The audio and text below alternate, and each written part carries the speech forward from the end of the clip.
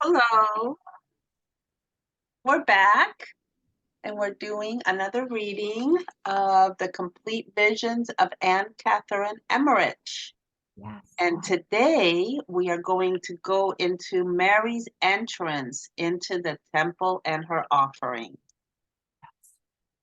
Zachary and the other men had already gone to the temple, and now Mary was led thither by the women and the virgins. Anne and her elder daughter, Mary Healy, with the little daughter of the later Mary Clopas, walked first. Then came Mary in her second, the sky blue dress and mantle, her neck and arms adorned with garlands, and the flower wreathed candlestick in her hand. On either side walked three little maidens with similarly trimmed candlesticks. They were dressed in white embroidered with gold and wore bluish mantles. They were quite covered with garlands. Even their arms were twined with flowers. Then followed the other virgins, the little girls about 20 in number, all dressed beautifully, but somewhat differently, though all wore mantles. Then came the elderly females. They could not proceed straight to the temple from this point. They had to take a circuitous route, or of nearly half an hour. They passed through some streets and before Veronica's house. From many of the dwellings, the procession was saluted, the spectators gazing in wonder at the child and her beautiful train of attendants. There was something very extraordinary in Mary's appearance. At the temple, men were busy opening a large and wonderfully beautiful gate upon which were carved grapevines, ears of wheat, and heads of various kinds. It was the Golden Gate. The priest led the Holy Virgin up numerous steps to this gate. Joachim and Zachary met them at the gate, which opened into a long archway and led them through several passages into a hall. Here Mary was again questioned by the priest, after which she was clothed in the third holiday suit, the violet blue embroidered one. And now Joachim went with the priest to offer sacrifice. He took a fire from a certain place and stood between two priests at the altar. The approach to the altar from three sides was free, but not so on the fourth. At the fourth corner of the altar stood small copper pillars and a pipe of the same metal shape like a large inverted funnel, which ended in a spiral tube. By this arrangement, the smoke from the burning sacrifice rose and escaped over the head of the priest. On three sides of the altar, a shelf could be drawn out to receive what was to be laid on the middle of it, since to reach that far would be impossible. When the sacrifice was kindled, Mary went with the women and children to her place of prayer in the women's porch, where she and her young companion stood in a front row. The porch was separated from the court of the altar of burnt offering by the wall, in which was a gate with a grating above. Through this gate, Joachim entered the subterranean passage when, upon the day of Mary's Immaculate Conception, he met Anne under the Golden Gate. The women back in the court could see the altar better when mounted on steps raised in tiers. In another court was standing a crowd of white-robed boys belonging to the temple, playing upon flutes and harps. And After the sacrifice, a portable altar was set up under the arched gateway, and before it were placed a couple of steps. Zachary and Joachim, with some priests and 2 Levites, entered from the court of the altar of burnt offerings, carrying rolls and writing materials, while Anne led Mary to the steps before the altar. Mary knelt upon the steps, while Joachim and Anne, laying their hands on her head, uttered some words bearing reference to the offering of their child, which words were written down by 2 Levites. Then one of the priests cut a lock of hair from the child's head. Oh, wow. And cast it upon the pan of live coals, after which he threw around her a brown veil. During this ceremony, the girls sang 44, the priests 49, and the boys played on their musical instruments. I'm assuming Psalm 44 and Psalm 49. And now the priests led the Holy Virgin up a long flight of steps in the wall that separated the sanctuary from the rest of the temple. They stood her in something like a niche from which she could see into the temple, where there were arranged numbers of men who seemed to be consecrated to its service. 2 priests stood at Mary's side, and several others on the steps praying and reading aloud from rolls. Behind Mary and on the other side of the wall, a priest was standing at the altar of incense, only half of his person visible from the point at which Mary and her attendants were placed. Through an opening contrived for the purpose, one could cast incense upon the altar without entering the court. The priest now at the incense altar was a holy old man. While he offered sacrifice and the cloud of incense rose around Mary, I saw a vision which grew in magnitude until at last it filled the whole temple and obscured it. I saw above the heart of Mary the glory and the mystery of the Ark of the Covenant. At first, it looked exactly like the Ark of the Covenant, and lastly, like the temple itself.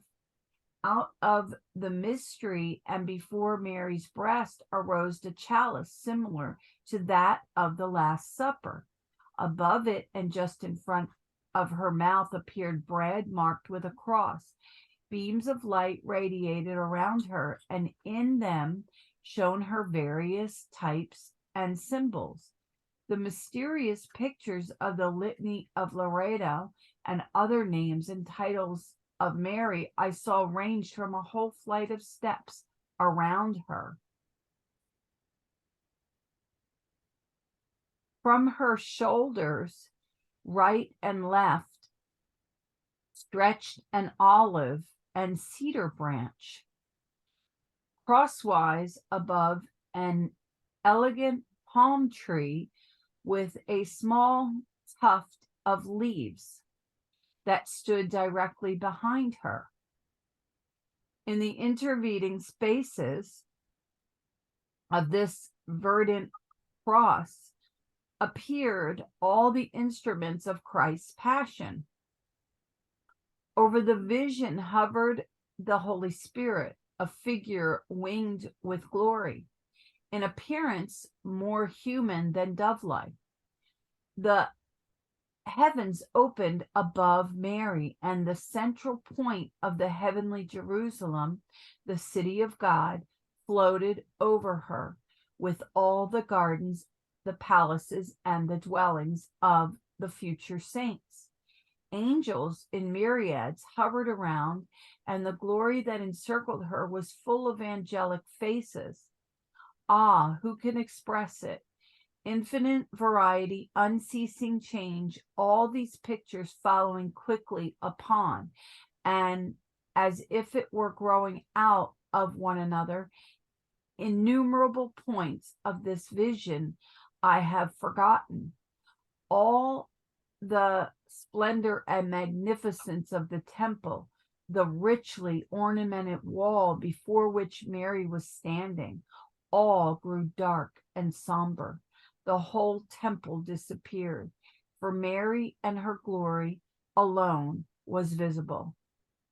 In this vision, symbolic of Mary's spiritual significance, I saw her not as a child, but full grown.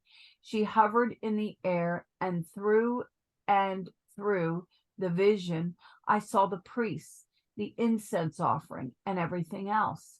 Then the priests at the altar appeared to prophesy and to call upon the people to thank God and to pray for that great things were to come upon the child. The crowd in the temple greatly awed, although they had not seen the vision that I saw, maintained a solemn stillness. The vision faded away just as gradually as it had unfolded. At last, the mystery of the Ark of the Covenant shone again in its glory over her heart, and the child once more stood there alone in her rich attire.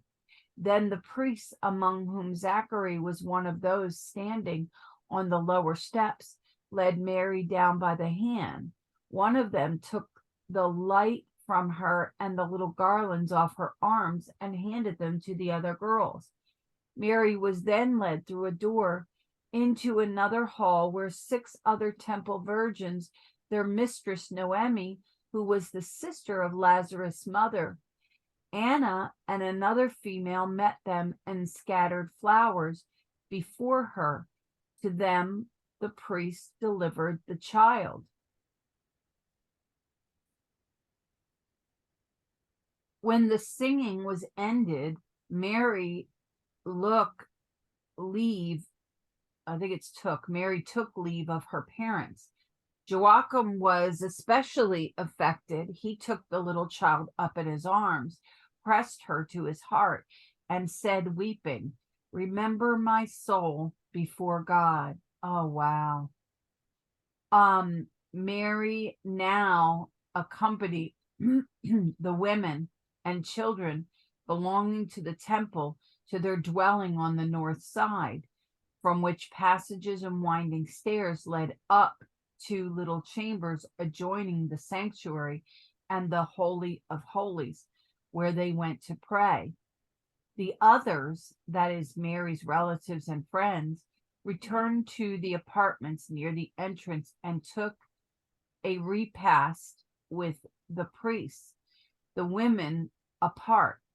There were still the temple some devout adorers. Many had followed the procession to the entrance. There were numbers among those present who knew that Mary was a child of promise in her family. I remember, though not distinctly, that Anne had dropped some such expressions to her friends as, quote, "Now does the vessel of the promise near the temple. Now is the Ark of the Covenant in the temple." Wow. So they knew. It was by a special manifestation of the divine will that this feast was so solemnly and magnificently celebrated. Joachim and Anne were indeed wealthy, but they lived very frugally. They gave, that's my son, they gave all the temple to the poor. I do not now remember how long it was that Anne took for herself nothing but cold victuals. She just treated her domestics generously and provided them with dowries. Oh. I think that she and Joachim returned that same day with their whole company to Betheron. I also saw a feast among the temple children. They had a meal at which Mary had to question first the mistresses, and then the maidens separately as to whether they were willing to have her among them. This was the custom. Then the girls had a dance among themselves. They stood 2 and 2 opposite one another and danced. All changed places across and formed figures in and out. There was no leaping, but certain swaying movements of the whole person, which seemed somewhat expressive of the Jewish character. Some of the girls accompanied the dance with the music of flutes, triangles, chimes, and an instrument that gave forth sounds at once strange and agreeable. It consisted of a little box with oblique sides over which were stretched strings, which the players touched with their fingers. The center of the box contained bellows out of which projected several pipes, some crooked, others straight. The performer pressed sometimes here, sometimes there, on the center of the bellows, which mingled its sounds with those of the strings. The instrument was rested either upon the knee of the performer or upon a stool under which the knee was placed. In the evening, Noemi took Mary to her cell from which she could see down to the temple. Here, Mary mentioned it to Noemi, her desire to get up more frequently in the night to pray, but Noemi refused her request for the present. The women belonging to the temple wore white robes, long and wide, girded at the waist. Their flowing sleeves were turned up when at work. Far back in the temple were numerous chambers built in the wall and connected with the dwellings of the women. Mary's cell was one of the most distant, one nearest the Holy of Holies. From the passage that led it, one raised a curtain, stepped into an apartment, a sort of antechamber, separated from the cell by a light semicircle movable screen. Here in the corners, right and left, were shelves for clothing and other things. Opposite the door in the screen that led into the cell was an opening hung with gauze and tapestry, and looking down into the temple, it was rather high in the wall. One had to mount upon steps to reach it. On the left of the cell lay a cover rolled into a bundle, which Mary unrolled at night for a couch. A branched lamp stood in a niche of the wall. I saw the Holy Child standing on a stool near it and praying out of a roll with red knobs on the rod. It was indeed a touching sight. The child wore a coarsely woven striped blue and white with yellow flowers. A striped dress, blue and white with yellow flowers. A small round table like a stool stood in the room, and on it I saw Anna setting a dish of fruit the size of beans and a little jug. The child was skillful far beyond her years. She could already work on little white cloths for the service of the temple. The wall of her cell was inlaid with colored triangular stones. I often saw the child Mary seized with holy longing for the Messiah, and saying to Anna, "Oh, will the promised child be born soon? Oh, if I could only see that child. Oh, if only I am living when he is born." Wow. Then Anna would give this reply: "Think how old I am and how old I will have waited for that child. And you are still so young." And Mary would shed tears of longing for the promised Savior. The maidens reared in the temple under the care of the matrons occupied themselves with embroidery, with all kinds of ornamental work, and with cleansing the priestly garments and the vessels belonging to the temple. From their cells they could see into the temple, pray, and meditate. There were, by the fact of their parents having placed them there, entirely dedicated to the Lord. Upon reaching a certain age, they were given in marriage, for there was among the more enlightened Israelites, the pious, those secret hope that from such a virgin dedicated to God, the Messiah would be born. I never saw that Herod built the temple anew. Under him there were indeed many changes made in it, but at the time of Mary's entrance, 11 years before the birth of Christ, the temple itself had not been touched. The additions and changes had been made as heretofore on the outbuildings alone. Wow, so that means that she was 3 still when they're taking her to the temple, because it says 13 years before. And these young girls were, families to be blessed, they would dedicate one child to God. Like supposedly the first male of the family is also like the priest, you know what I mean? The given up to God, so they want him to be a priest, things have changed drastically, obviously. Yeah, first fruits, first sons, Right. Like, oh, that should be something that we should look up too. So that was interesting, but let's go back to the front because I looked up some things real quick before we started. Here where it says, okay.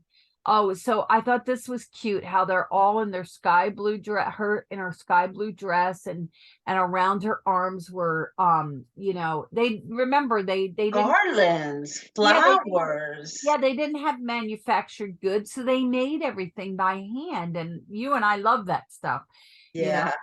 So the dollar store, it's like the dollar store, we'd say, oh, the dollar store, you could get a lot of stuff and adorn things, it's kind of like that. And then followed the other virgins, about 20. Yeah, so they were all dressed and they all wore the little mantles. And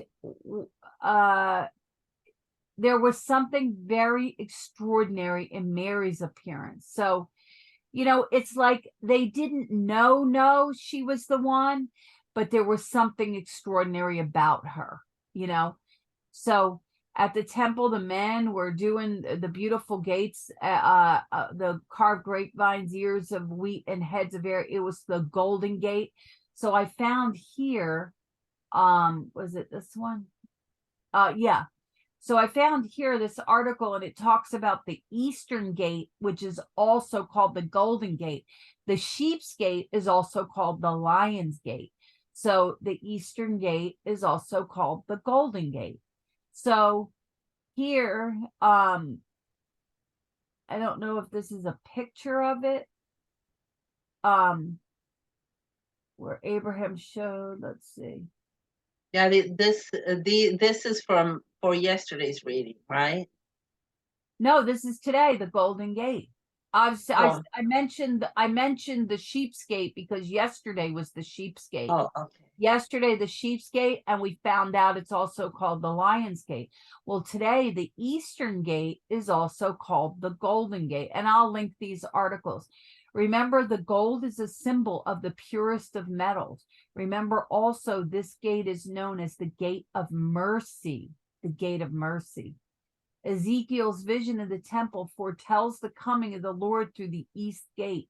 This would happen following the violent purification of the land, the re-entry of God among the congregation. The early church began to recognize the Virgin Mary as this temple gate because Jesus came into the world through her. So that's what's so interesting. She's walking through this Golden Gate, and it all has so much meaning.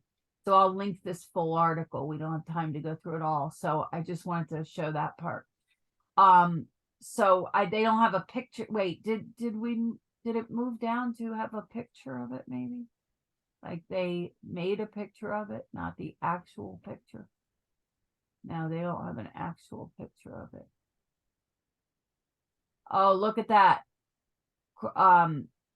Crossing the Threshold of Hope, and it's by John Paul II, and we just went to Divine Mercy. Wow. The second. Yeah, he loved the Virgin Mary. It says, last night was awesome. It was an awesome presentation. Yeah.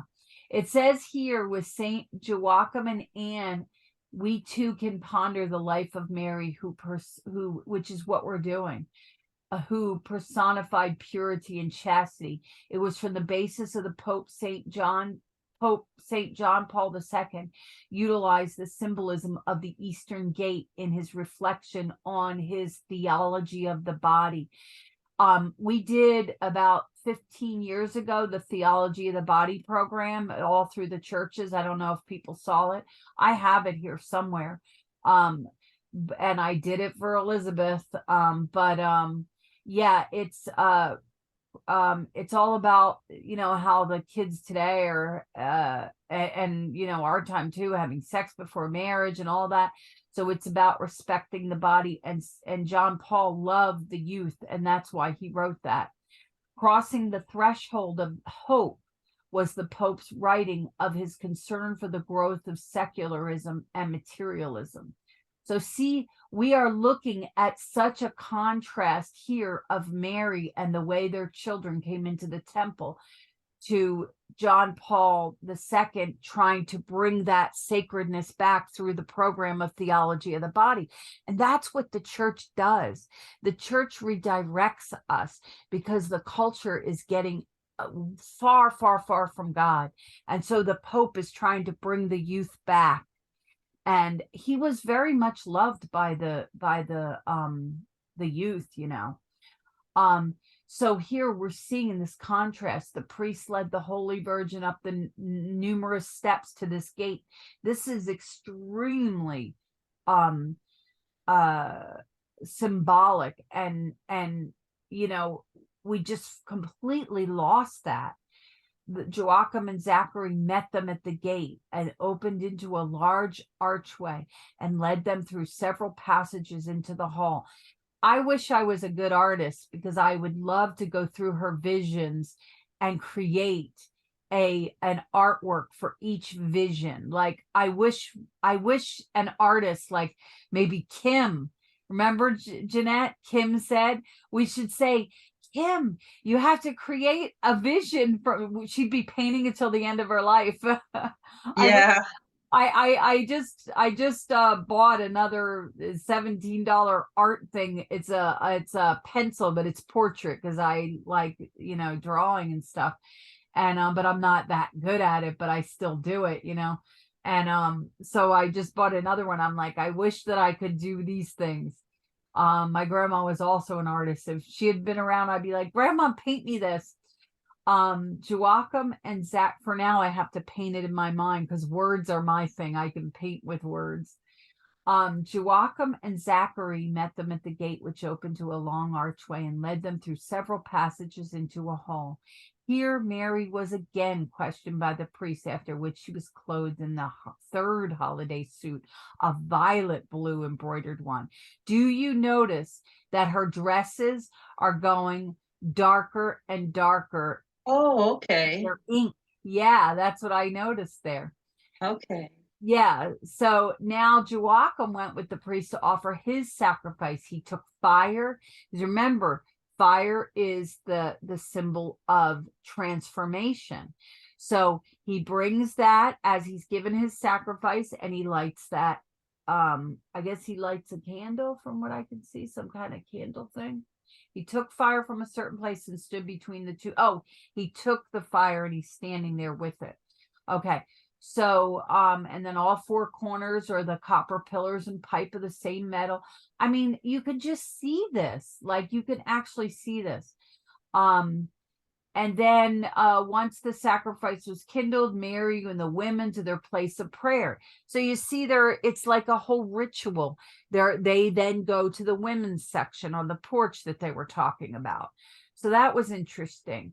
And they're mounted on these tiered steps, like, you could just, the way she puts this visualizing, and these little white robed boys playing the fruits and the harps, because some people dedicated their boys, and I guess they were the ones, that they taught music to, because music was, Jews are extremely symbolic.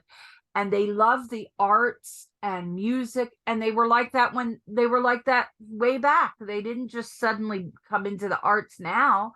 So here they teach their children. The reason why they send their children to these boarding schools and all is they don't have the skills themselves. It's like a school, and it's hard for them to pay for it. And so they didn't go, no one, like today we have families paying for their extracurriculars for their kids. They didn't have that kind of money back then, so they would dedicate their kids to the to these temples so that they could provide these services, and it blessed the family, like the first sons maybe are and they're hoping that they'll become priests possibly or whatever. So anyway, going through this, now Levites, if you don't know, what is it, Leviticus, how Jeff Caven says when you're reading the Bible, people get to Leviticus and they're like, what? That's meant for priests. So some priests and 2 Levites, so that means these were priests in training, I guess, because Levites were the men who would become the priests. That was like designated to them. Entered from the court of the altar of burnt offering. So here they are carrying rolls, because these are the people are writing everything down. And Mary knelt upon the steps. Can you see little tiny Mary kneeling while Joachim and Anne are laying their hands on her head? And this is them saying, okay. I'm just astounded on how Mary was raised all her life. Right. To be who she became. Right. So, I mean, I'm just astounded, and I'm just. Well, a lot of these girls were being like, this ritual was common. The mother and father come in, they all kneel, they put their hands on the head of the child. And think about it, when we do the communions and all, they'll bring people up to the front of the church and we all hold up our hands and we all pray. That's kind of, we are emulating what they're doing. And so it's just like, she was one of many, but something stood out about her, but they didn't know for sure that she was the one that's going to bear the child. You can tell from this reading, they didn't know for sure. They just knew she was something special. So here they are laying their hands. And then what are the Levites doing? The words were written down by the 2 Levites. Remember, the priests that later become Catholics, the monks and the priests, they're the ones writing everything down, the whole Bible, by hand. They didn't have typing. These are the men that were like the court reporters, just like when you go into court and there's a little person sitting there doing the special machine, same thing. Then one of the priests took a lock of hair from Mary's head, and then they burn it as a form of transformation. When they burn it, the symbol is to transform her. So the Holy Spirit then later is the blessing brings the Holy Spirit. They burn this. This is to transform her more. And what happens at Pentecost, which we're about to have? The light comes above her head along with each of the 12 apostles. So it's just like so rich in symbolism. Yeah. And then they sang 44 and 49. I'm assuming she means Psalms, correct? Yes. Okay. Yes. That's what I thought. And that's the same song that they sung on her travel. Oh, it is. Remember, it was the same exact 44, 49. Okay. So see, there you go. So they knew what would be happening in the ritual. And the boys played their musical instruments. Like you could just picture this little whole ritual taking place. It's sort of like our communions and our confirmations. And now the priest led the holy up the steps and the wall and all this. And their 2 priests stood at Mary's side and several others praying and reading aloud from the rolls.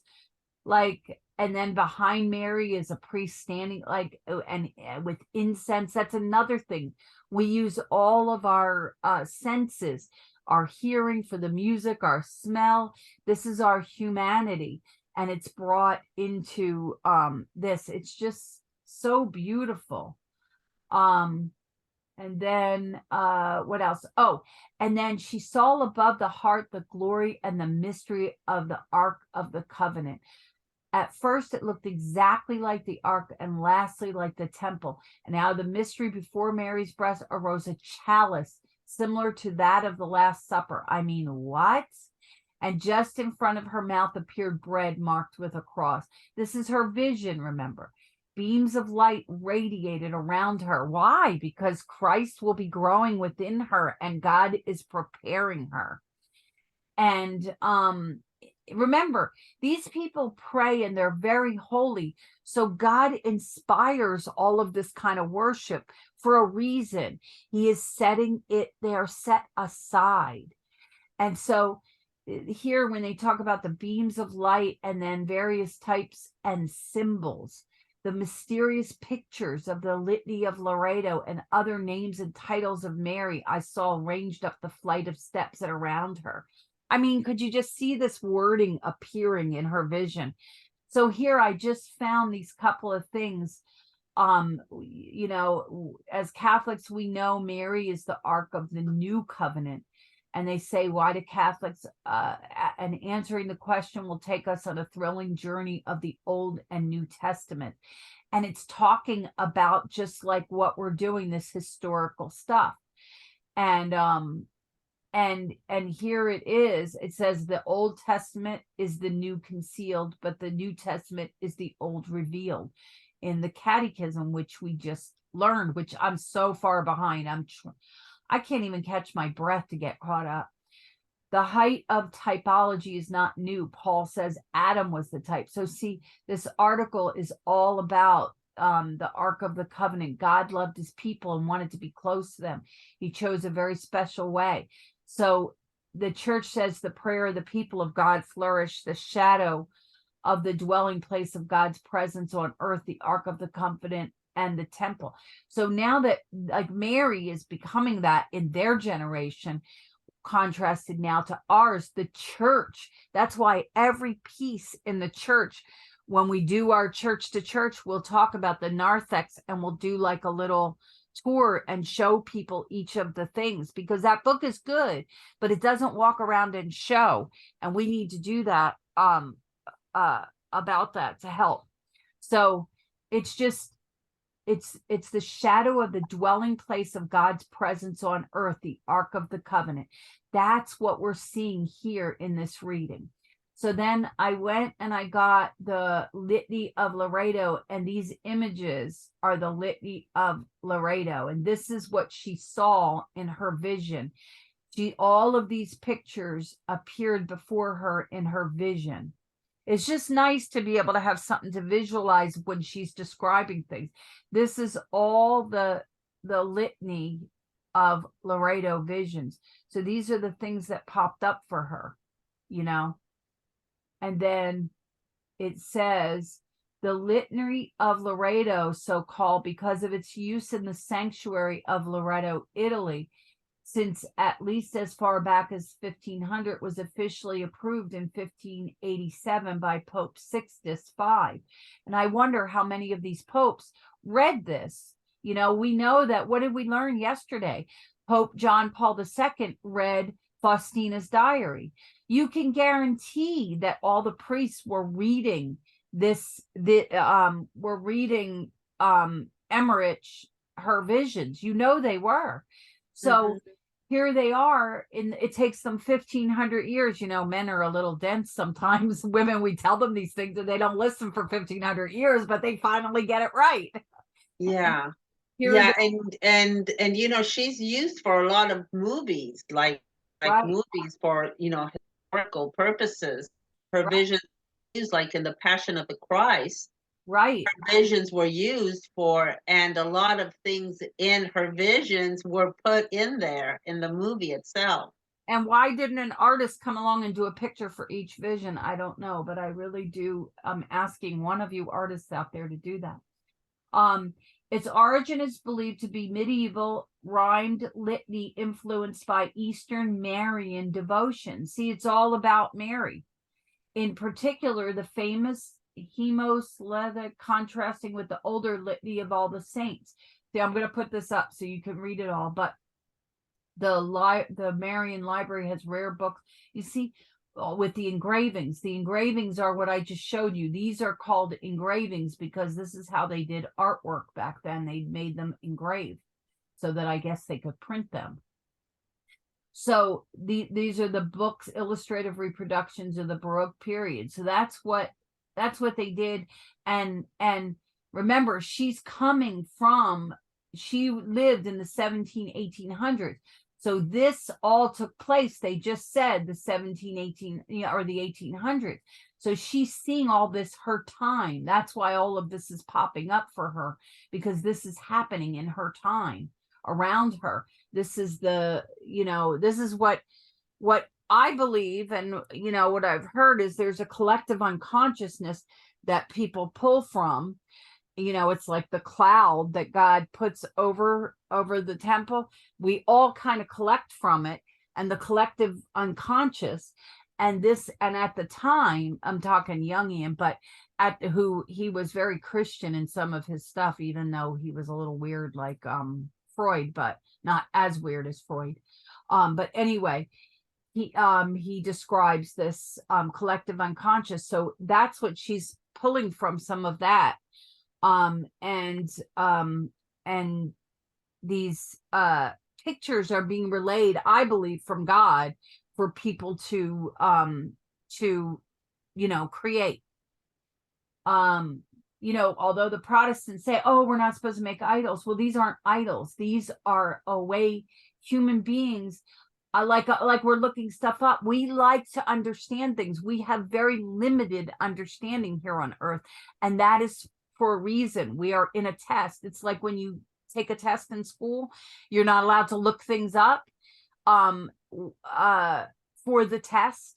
But here we're allowed to look things up, but there's a collective unconsciousness, like in heaven, that is very pure, that we will know everything when we die, according to these NDEs, but we can't know them now because our actions, our free will is being tested.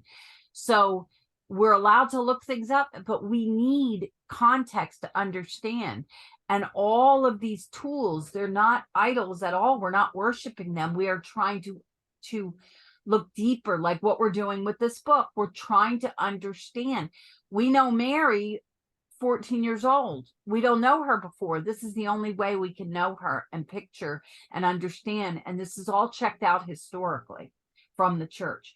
So anyway, so here they talk about an olive and cedar branch, like it's just every detail is just so specific. And she sees all of this. And I want to know, the first thing I do when I die, were visions of Emmerich, were they real? I'm going to ask that. That's like one of my first questions. I believe they are. Yeah, I want to ask. I believe they are. So here we are, richly ornamented. Like I'm just picturing this. And then she saw her vision. It went up in the sky, and she was an adult, like all of it. And then the priests among Zachary, standing on the lower steps, led Mary down by the hand. I guess they're done with they're getting toward, I don't know if they're still in the middle of it or what, but they took the light from her and the little garlands off her arms, handed them to the other girls. Mary was led through the door to another hall. Was this Zachary from Elizabeth? Was this no, because he was a lot older then. Yes, so but then Elizabeth was also, if she was family member of Mary, then she must have been an Assyrian as well. Right. So she was also raised like that. Remember, they repeat these names a lot of times. That maybe. Yeah, but see, Elizabeth then came from Mary's side of the family, so she was also an Assyrian. So she was also raised like that. And John the Baptist came out of her. So. Yep. So it's the end of this ritual, and what does her father do? Weeping, he says, and this is, she's seeing him say, remember my soul before God, because remember, when they're giving their child up, they are they believe they're giving, but this has special meaning because he doesn't know for sure that she's going to be the virgin. See, the Jews knew all this stuff. When all of this stuff happened, the Jews knew it already because they've been told these stories. They knew a child was coming from a virgin, and they all hoped it would be theirs, right? So here he is saying this, just, you know, not necessarily knowing his daughter is going to be the one, but he, just like when a parent right now gives their child to the priesthood, they're like, okay, when I give my first son or my daughter, you know, as a nun, we're saying this is a blessing on the family. So he's saying, remember my soul before God. Like he's saying, don't forget to take me up and ask God to bless, you know what I mean? So it's just, that's beautiful. He's crying, giving his baby girl away. He's sacrificing this love of this daily child in his life to now the temple. Can you imagine, like, when your child goes off to college, your sadness? Can you imagine doing it at 3 years old? I could not have done that with my daughter. I could not. Like, everything in my being was to protect her like a lion, like that thing I put up on my Facebook. Yeah. Those, whatever they were, the bull or whatever, and they're all going to try to kill the bull. And then what comes, and then they put the Rocky song on to come, and the little caption was, if you don't have people that protect you like this, you need new people. They come running, and those cats jump off of that bull's back, and they run away because their clan is coming, and they're coming to kill them. If they are going to hurt one of their people, they're like, no, we're not giving up one, you know? So it's like, oh, that was just so, yeah. So then Mary goes back to the apartment. The relatives return to the apartments. Mary now accompanied the women and children belonging to the temple. So she's leaving her family, and she's going with all those that belong to the temple, with their old ladies that take care of them. And I found interesting here how, okay, so let's just do this part and then I'll tell you. Many of the followed the procession. So people, you know how last night we heard John Paul II, how the nuns were telling us how they got to be they got an actual blessing from John Paul II, because it started raining and pouring and everybody left because the Pope didn't continue the mass. I guess it was outside or whatever. There were too many thousands, so they had to do it outside. And so this was in 1987, did she say, I think? And then so he went in his, I guess, RV or whatever. And they stood out there yelling, we love you, John Paul II. We love you. We love you. And they stood out there so long in the rain. He came out after the rain stopped and blessed them. He said, because of your faithfulness, you will get this blessing. And we had about 5 people last night that were very elderly, but they must have been young when they went. The nuns were elderly too, but they must have been young when they went there. They were blessed by John Paul II. And so that's kind of what this is like. They were the hanger-oners. There are hanger-oners here. These are the most pious people that won't leave. They're like, no, I want to stay. No, I want to stay. So okay, so now the vessel of the promise enters the temple. She's finally in. After all that ritual, she's in. Now the Ark of the Covenant in the temple. We have our tabernacles, but she is the tabernacle, the living tabernacle. That's everything that our whole church is built on, this right here. So it was a special manifestation of the divine will. Like, all of this is just so here, this is the part I found interesting. Here is all the people who work for Anne and Joachim because they're wealthy. Well, not only do they pay them, but you know how today some companies, they did years ago, not many today, put like a pension plan aside for you, or do stocks for you. What does she do? She treats her domestics generously. The women who worked for Anne, she provided them with dowries, because these are women that are not wealthy. They don't have dowries to get married, and some of them would remain old maids if they did not earn their dowries to give their husbands' families, because it's not like today where women work. Women had to be given dowries because it was a way to support them until they were, fully supporting the family with children. So these dowries are very important for women to be able to get married. So what is Anne doing? She's providing these women that work for her with these dowries. This is such a blessing. This is how she's blessing people. Mary's mother was such a kind and generous person that she's worried about the women who work for her. She doesn't just treat them as slaves. She treats them as valuable humans. So that to me really was beautiful. Okay, so here again, the music and the dance and the with Jews, they love music and the arts. So here they are with stretched strings and players touching with their fingers, like she's just describing this elaborate music, because it's all over now. The ritual is over. So what are they doing? The girls are dancing, the boys are playing, and it's just alive with music. And this is so special, and they don't realize how much more special this particular one is. This happens all the time, like our communions and confirmations, and they have this big beautiful party, but they don't know this is the most special one of all, because Mary is there. So I just found all of this so beautiful. And then the last part is Mary's cell was one of the most distant, was one nearest to the Holy of the Holies. So, they have all those things of Aaron's rod, all that covenant stuff. They keep all that stuff, and that's considered the Holy of the Holies until it is then transferred onto Mary and Jesus, and now the Eucharist.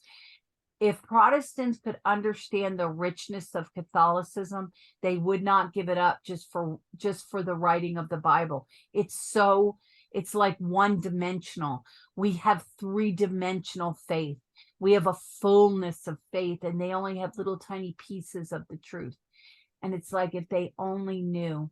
So here Anna's setting a dish of fruit the size of beans at a little jug. Like, just imagining that is just like so beautiful.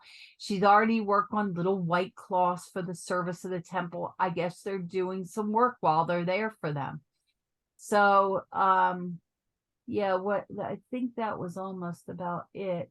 Yeah, this is talking about the elderly women, the maidens that reared the temple. These are other poor women that are devoted to the church all their life, and they stay there. If they never marry, they stay there, and they do the cleaning of all the altar, that messy work, because they're slaughtering. Someone has to clean up after those priests. Those men aren't doing it themselves.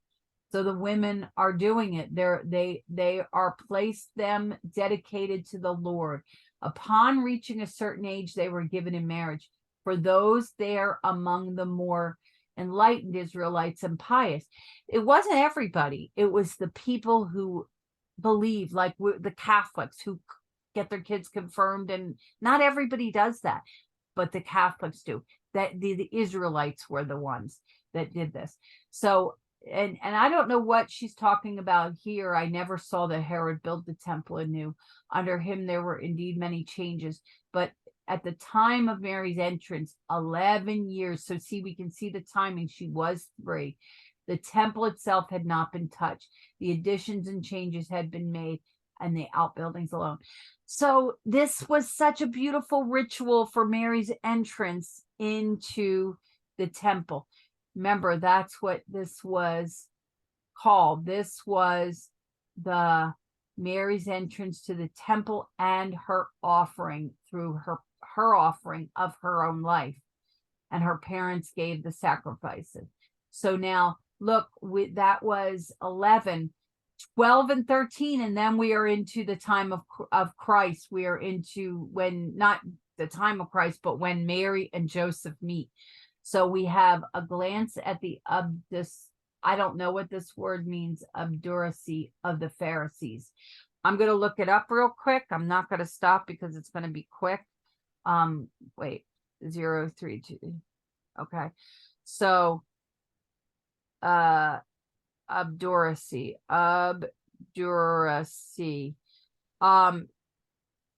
Stubbornly refusing to change one's position or course of action. A glance at the stubborn Pharisees. That's what the obstinate. That would have told me, obstinate would have told me what this meant. A lot of times in your sentences, one word you will understand it in the context of a sentence, and that's what that is. So it's a word we don't use, but back in the 1700s, I guess you did, or 1800s, 1700s. So here we're going to read that tomorrow, or not tomorrow, Monday, and then. Oh, wait, how could that be the most holy incarnation? So is that the last one? Oh, no. So then John promised to Zachary. So that's John the Baptist promised to Zachary. So, and that's short. It's 3 minutes. Well, probably Monday we'll do these two together. And then Tuesday, yeah, because this is only 3 pages. And this is only, so we're going to do 2 on Monday. We're going to do 12 and 13. And then look where we go, guys. We are into the most holy incarnation. Mary espoused to Saint Joseph. One more day, Monday. After that, boom. Okay, guys. So it was a beautiful reading. Jeanette, did you have anything more to add? No, well, no, that was pretty. You did pretty good getting everything down. Bring it to life. That's all. And I'll put all these these links up, you guys, if you want to look a little further into the symbolism and all that. Oh, it was so beautiful. So we were getting pictures of Mary, and this is basically the end because it's talking more about the priest now. So now we know what our beautiful Mary, well, I mean, we don't get to see what she's doing in the temple for those 11 years. And then when she comes out and is a spouse, but we're going to get an idea as she's a spouse. I'm sure we're going to learn a little bit more, but it's when she's a little bit older, but they may refer back to this. So there it is. Yeah. Beautiful. Okay. Well, you guys have a wonderful weekend, and we'll see you Monday. Yes. Bye.